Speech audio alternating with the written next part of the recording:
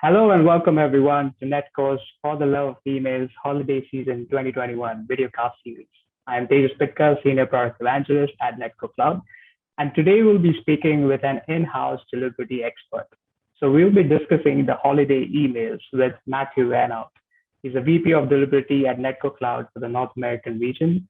He's also the current chairperson of the Email Experience Council. He's a reputed email thought leader in the email authentication and deliverability space. Welcome to the videocast, Matthew. Thanks for having me today. Great to have you here. My pleasure. So just speaking about the upcoming holiday season, now it's almost time for those holiday email campaigns to roll out. Firstly, how do you think that the season is going to be any different from the last year, or do you think that we're going to see some similar trends to what we saw back in 2020? Yeah, I think what we'll see this year is the continued growth of email being used to promote sales, to promote the different types of activities that business are going to be doing, whether it's store hours, with the pandemic still impacting a lot of regions. You might see things around limited store hours or changes to store hours, things like that, I would imagine will happen. But I also predict that we'll continue to see the growth in the year-over-year email volume starting as early as the second week of November, right? Last year, the Black Friday season wasn't just a 4 or 5 day weekend. It became a multi-week event. And I predict we'll see that again this year, a multi-week event happening with email, volumes being incredibly high, year-over-year records being set again. Do you think it's going to be like a tilt towards more of online shopping, or do you think in-store shopping is going to be back, or are we going to see some kind of a hybrid model developing between the two this season? Yeah, I think consumers have really gotten used to online shopping over the last 2 years, more so than before. We will still see a huge trend in online. Cyber Monday is going to be astronomical again, at least in the North American market. That will continue to be a trend. Friendship Day in Asia will continue to be huge later in the year as well, and I think we'll continue to see record volumes happening there. So geographically, yeah, we're going to see pockets of online sales. And then I think for retailers, it makes sense because it's lower operating costs. You're not paying, 20 retail staff. You're paying a bunch of warehouse people to pack and box and ship, which they can do much higher volumes. So there's a cost savings for retailers to focus on e-commerce from a resourcing, a staffing, and a marketing effort. The challenge is going to be limited quantities and resource because the supply chains are still having problems keeping up with demand for a lot of products. Yeah, absolutely. I think in terms of online shopping, since the last year, it's almost become like a lifestyle habit rather than just people trying to avoid the in-stores. It's become like a lifestyle now. So yeah, definitely agree with that. Now with the biggest thing that's happened in email recently with the Apple's MPP changes and the upcoming holiday season on the horizon, is there like one solid deliverability tip that you can give to marketers who are watching this right now in order to improve the inboxing till like December? Yeah, I think if you have the time now, and it's getting to crunch time, so it's going to be tough to do, but at least audit your email program for your authentication. So recently, I've been on several different webinars with the development teams at Yahoo and at WebDE, and talking with the teams at Gmail, etc. Their focus on being properly authenticated and properly having your domain reputation managed through SPF, DKIM, DMARC has been pretty clear over the last year. So it's becoming more and more important. So if you can focus on making sure that your authentication is correct, making sure that your messages are properly being identified as your brand and approved by your brand, you're going to see, a significant improvement there. It helps with all things from inbox placement rates to delivery speeds to throttling to all, basically down the line. The more clear you are with who your brand is and what you're sending, the better it is for you, assuming you have good practices. Now, if you have bad practices, all that stuff can actually hurt you as well. So, walk the line, follow the best practices, and then do Yeah. all the authentication stuff.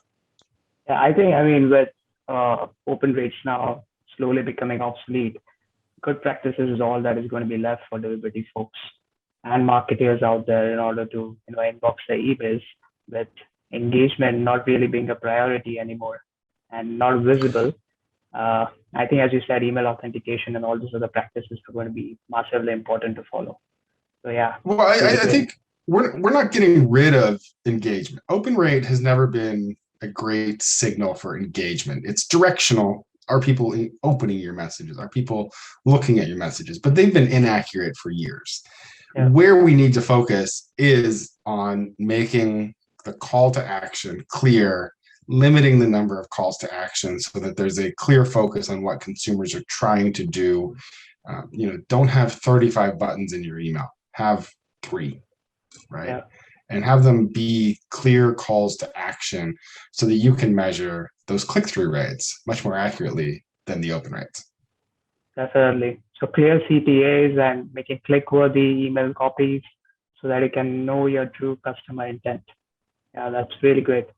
Uh, so, I mean, you have worked with a lot of brands now in the delivery space, and can you like discuss one instance of a really good delivery practice that you recommended? It could be a hack as well that improved inboxing significantly for that company that you worked with.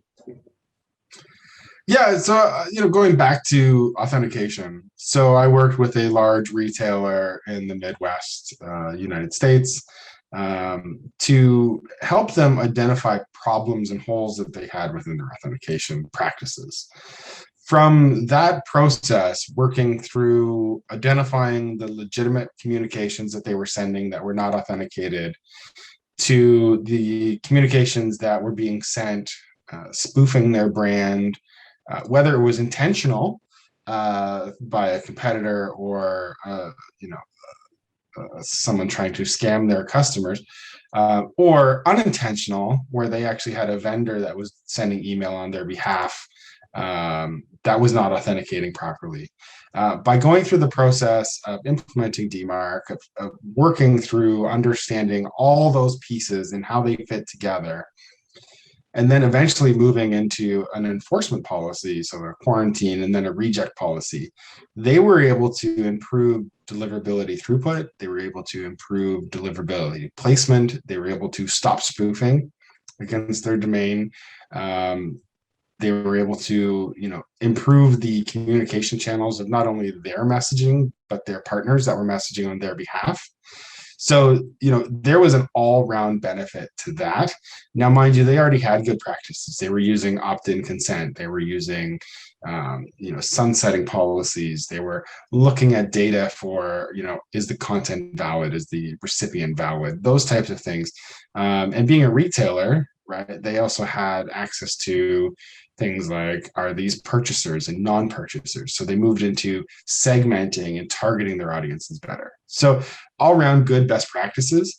But I think the piece that really sort of solidified their place in the inbox and really made a huge difference for their brand was implementing DMARC and actually solidifying their brand messaging and their brand identification within the email authentication space. It also opened the door if they wanted to do BitMe at that point. So I think it's going to be tight for people to do it for this holiday season, but put it on your list. Definitely look at it for next year.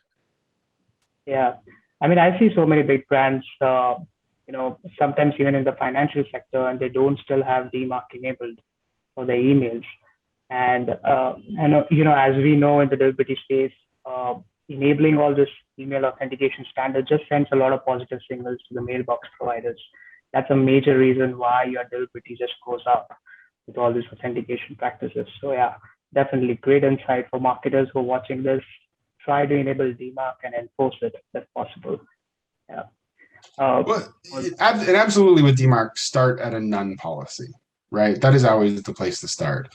It has zero impact to deliverability because you're basically saying, please don't take any action.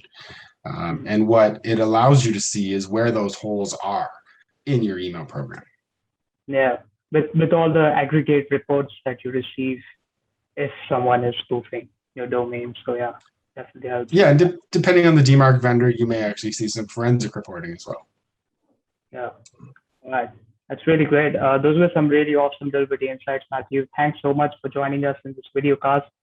I hope marketers and delivery folks who are watching this will definitely take away some really practical tips from this conversation. To the listeners, we'll be back soon with more actionable email tips and insights, strategies to maximize your email results. If you wish to scale up your email performance and take it to the next level, then get in touch with one of our experts at netcorecloud.com. Till then, this is Tejas signing off.